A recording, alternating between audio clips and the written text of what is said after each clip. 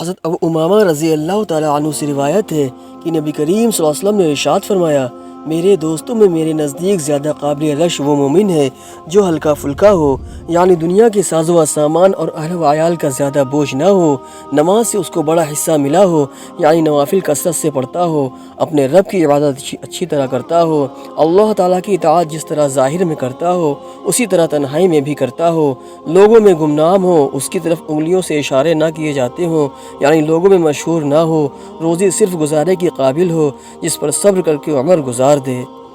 फिर रसूलुल्लाह सल्लल्लाहु अलैहि वसल्लम ने अपने हाथ से चुटकी बजाई, जैसे किसी चीज़ के जल्द हो जाने पर चुटकी बजाते हैं, और इरशाद फरमाया, उसे मौत जल्दी आ जाए, न उस पर रोने वालियाँ ज़्यादा हों और न मीरास ज़्यादा हो। अगर दिल इजाज़त दे तुम्हारी वीडियो को और लोगों तक भी शेयर कीजिए। अस्सलामु अलैकुम रहमतुल्लाहि व बरकातुहू।